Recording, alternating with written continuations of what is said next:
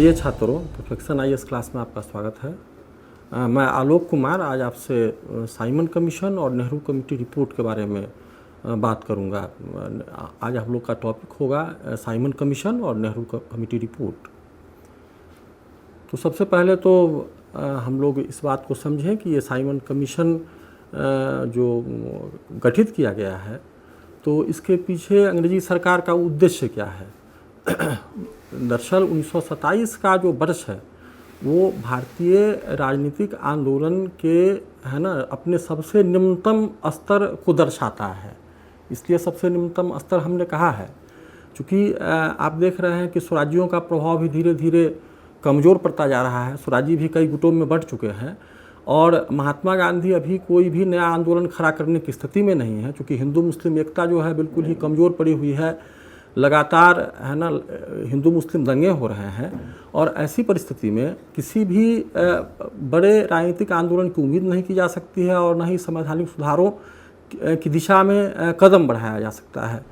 तो ये साइमन आयोग की जो पृष्ठभूमि है ना, तो यही पृष्ठभूमि है कि 1927 में जब अंग्रेजी सरकार के द्वारा नवंबर 1927 में अंग्रेजी सरकार के द्वारा जब साइमन आयोग के गठन की घोषणा की गई तो उस समय भारत की जो परिस्थितियां थी है ना, और इसका एक दूसरा परिप्रेक्ष्य भी है, दूसरा कंटेक्स्ट भी है कि इसने भारत के राष्ट्रीय आंदोलन को नवजीवन प्रदान किया, भारतीय राष्ट्रीय आंदोलन को गति प्रदान कर दी और भारत के लोगों को एकजुट करने का भी काम किया।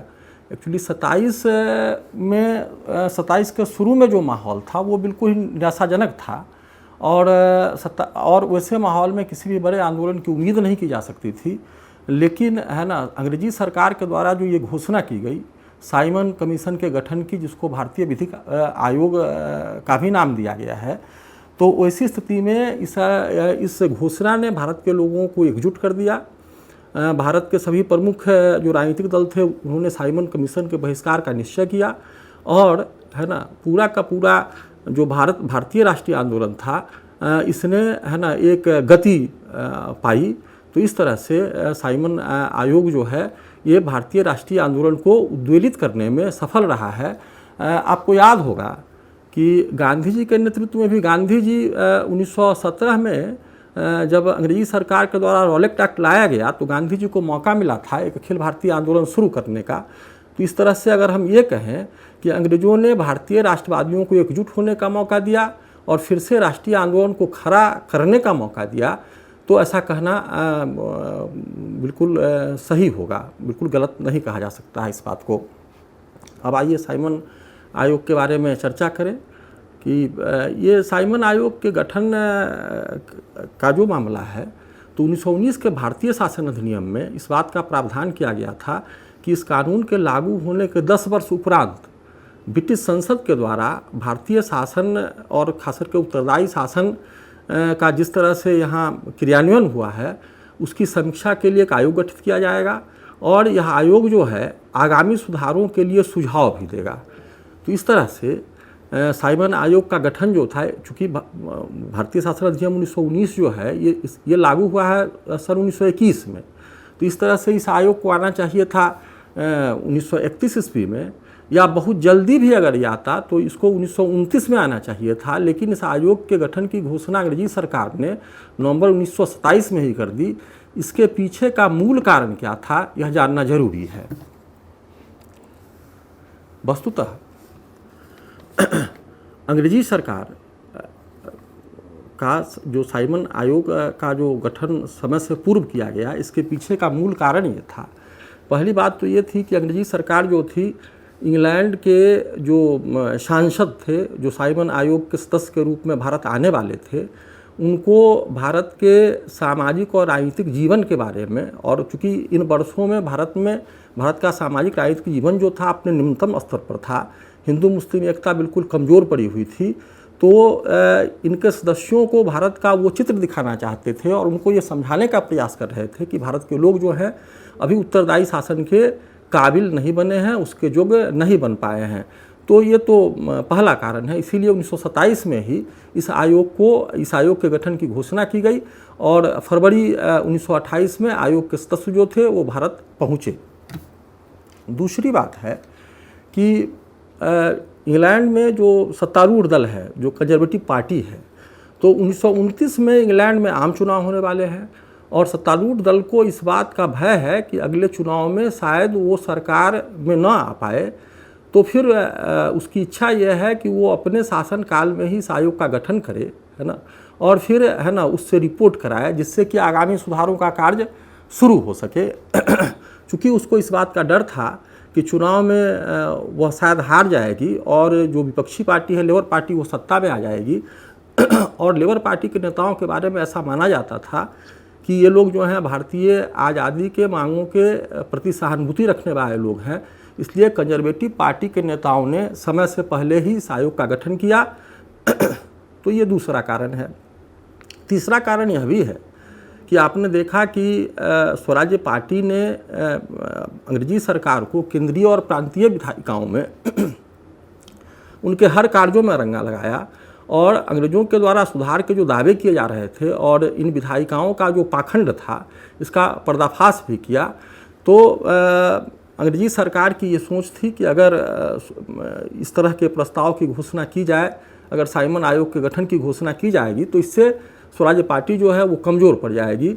और चौथा कारण यह भी है इसका कि 1926-27 के वर्ष में भारत में, है ना, युवा वर्ग जो है वो काफ़ी राजनीतिक रूप से चैतन्य हो रहा है, उसमें राजनीतिक चेतना का विस्तार हुआ है। साथ ही वैसे छात्र जो असहयोग आंदोलन में वॉलंटियर के रूप में काम कर चुके थे, अब है ना ये राजनीति में धीरे धीरे परिपक्व हो रहे हैं और नेतृत्व में हिस्सा बांटना चाहते हैं। और खास करके दो नेताओं का नाम प्रमुखता से लिया जा सकता है, उसमें एक जवाहरलाल नेहरू हैं और दूसरे सुभाष चंद्र बोस हैं। तो ये दोनों नेता जो हैं, इनका युवाओं पर काफ़ी बड़ा प्रभाव था, काफ़ी ज़बरदस्त प्रभाव था, है ना। और इन नेताओं ने इन वर्षों में पूरे देश का दौरा किया था, बड़ी संख्या में युवाओं से इनके जो थे रिश्ते कायम हुए थे और धीरे धीरे भारत के युवाओं में समाजवाद और साम्यवाद के प्रति जो था रुझान जो था भारतीय युवाओं का, वो बढ़ता जा रहा था। इसलिए भी अंग्रेजी सरकार ने इस आयोग के गठन करने का निश्चय किया। तो इस तरह से ये चार कारण हैं जो साइमन आयोग के गठन का समय से पूर्व होने को लगभग स्पष्ट करते हैं। अब आइए साइमन आयोग की चर्चा कर लें कि ये साइमन आयोग है क्या। तो सर जॉन साइमन जो इंग्लैंड में लिबरल पार्टी के नेता हैं, बड़े नेता थे, तो उन्हीं के नेतृत्व में अंग्रेजी सरकार ने इस आयोग का गठन किया था और इसको जो कार्य सौंपा गया था, है ना, तो इसको करना क्या था हिंदुस्तान में कि इसको भारत में जो उत्तरदायी शासन व्यवस्था की स्थापना की गई है, भारत में प्रांतीय सरकारें जो हैं वो कैसे चल रही हैं, उत्तरदायी शासन की ओर ये सरकारें कितनी दूर तक बढ़ पाई हैं, भारत में राजनीतिक चेतना का कितना विकास हुआ है ना, इसके अलावा आगामी सुधारों के लिए किस तरह के प्रस्ताव आने चाहिए वगैरह वगैरह, है ना, इनके कार्य तय किए गए थे। और साइमन आयोग में चूँकि आप जानते हैं कि ये साइमन आयोग जो था इसमें 7 सदस्य होने थे। सर जॉन साइमन इनके अध्यक्ष थे, इसीलिए इनको साइमन आयोग का नाम भी दिया गया है। इसका दूसरा नाम भारतीय विधिक आयोग भी था, इसको इंडियन स्टैट्यूटरी कमीशन भी कहा गया है। तो अब सबसे अहम सवाल ये था कि भारतीयों ने आखिर साइमन आयोग का विरोध क्यों किया। एक तरफ आपको याद होगा कि स्वराज्य पार्टी के नेता मोतीलाल नेहरू ने केंद्रीय विधायिका में भारतीय संविधान एक नए भारतीय संविधान की मांग की थी। उनका कहना था कि 1919 का भारत शासन कानून जो है वो जनता की अपेक्षाओं पर खरा नहीं उतरा है और उत्तरदायी शासन की ओर बिल्कुल ही जो सरकारें हैं वो नहीं बढ़ पाई हैं। कार्यपालिका का प्रभाव जो है वो हावी है और कार्यपालिका जो है वो व्यवस्थापक के प्रति जिम्मेदार नहीं है। तो ऐसी स्थिति में आप देख रहे हैं कि ये जो इस तरह की जो स्थिति बन रही है, तो ऐसी स्थिति से निपटने के लिए ये साइमन आयोग की व्यवस्था की गई थी। और आपने यहाँ देखा एक चीज़ और भी गौर करने की बात है यहाँ कि भारतीयों के विरोध का जो मुख्य कारण है वो मुख्य कारण यह है कि साइमन आयोग में किसी भी भारतीयों को जगह नहीं दिया गया था। जब भारतीयों ने इस बात की शिकायत की तो अंग्रेजी सरकार ने भारतीयों को समझाने का प्रयास किया और कहा कि चूंकि ये जो इस आयोग की जो रिपोर्ट होगी वो ब्रिटिश संसद में पेश की जाएगी, इसलिए इसमें भारतीयों को शामिल नहीं किया गया है। दूसरी ओर है ना, ये सिर्फ अंग्रेजों का एक बहाना था, क्योंकि दूसरी ओर उस समय 2 भारतीय भी ऐसे थे जो ब्रिटिश संसद के सदस्य थे, जिसमें एक SP सिन्हा और दूसरे जो थे वो मिस्टर सकलातवाला थे। तो इस तरह से आपने देखा कि भारतीयों के विरोध का मुख्य कारण था, भारतीय इस बात को अपना अपमान समझ रहे थे। भारतीयों का सोचना ये था कि क्या भारतीय इतने काबिल नहीं कि वो अपने देश के संविधान का निर्माण कर सके, कम से कम एक भारतीयों को भी तो इसमें शामिल किया जाना बिल्कुल ही ज़रूरी था, क्योंकि कोई भारतीय ही भारत की राजनीतिक समस्याओं को बेहतर तरीके से समझ सकता है। तो कांग्रेस पार्टी ने 1927 में कांग्रेस पार्टी का जो वार्षिक अधिवेशन हुआ था उस अधिवेशन में, ये अधिवेशन मद्रास में हुआ था और M.A. अंसारी उसके अध्यक्ष थे। तो इसमें कांग्रेस पार्टी ने सर्वप्रथम साइमन कमीशन के विरोध और बहिष्कार करने का फैसला किया। यहाँ इस सम्मेलन में ये तय हुआ कि साइमन आयोग का है ना प्रत्येक प्रकार से विरोध किया जाएगा, है ना। और यहाँ इस कांग्रेस में युवा वर्ग के जो प्रभावशाली नेता थे जो उभर रहे थे, उनका बड़ा ही ज़बरदस्त प्रभाव देखने में मिला। पंडित जवाहरलाल नेहरू के प्रयास से यहाँ पूर्ण स्वराज का प्रस्ताव भी पारित करा लिया गया था। तो इस तरह से मद्रास कांग्रेस में ये तय हो गया कि कांग्रेस पार्टी जो है साइमन आयोग का बहिष्कार करेगी, साइमन आयोग का विरोध करेगी। और जैसे ही ये खबर दूसरे दलों को भी हुई तो दूसरे दलों ने भी निर्णय किया कि वो साइमन आयोग का विरोध करेंगे, जिसमें मुस्लिम लीग जैसी प्रमुख पार्टी भी विरोध में शामिल थी।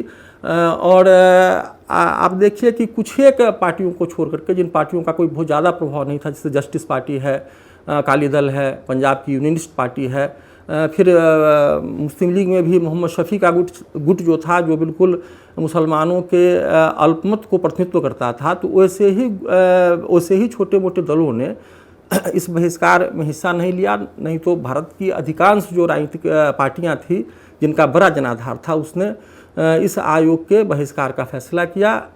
और सरकार भी बिल्कुल चुपचाप नहीं बैठी हुई थी। सरकार चूँकि जब 3 फरवरी को साइमन आयोग के सदस्य बम्बई में उतरे तो कांग्रेस पार्टी ने उस दिन पूरे बम्बई के बंद का आह्वान किया था। और साइमन आयोग के सदस्य जहाँ जहाँ गए, जिन जिन प्रांतों में साइमन आयोग के सदस्यों का दौरा हुआ, लगभग सभी जगह ऐसे ही दृश्य देखने को मिले। साइमन आयोग के सदस्य जिन शहरों में जाते थे उन शहरों में हड़ताल का आयोजन किया जाता था। उनको काले झंडे, राष्ट्रवादी उनको काले झंडे दिखाते थे, साइमन गो बैक का नारा लगाया जाता था। और बड़ा ही कुछ वाकया है जो बड़ा ही इंटरेस्टिंग है यहाँ कि मुंबई के राष्ट्रवादियों ने साइमन आयोग के विरोध का एक अनोखा तरीका निकाल लिया था। मुंबई से पुणे के बीच में रेल लाइन और सड़क मार्ग जो है दोनों लगभग पैरेलल है और पास ही है।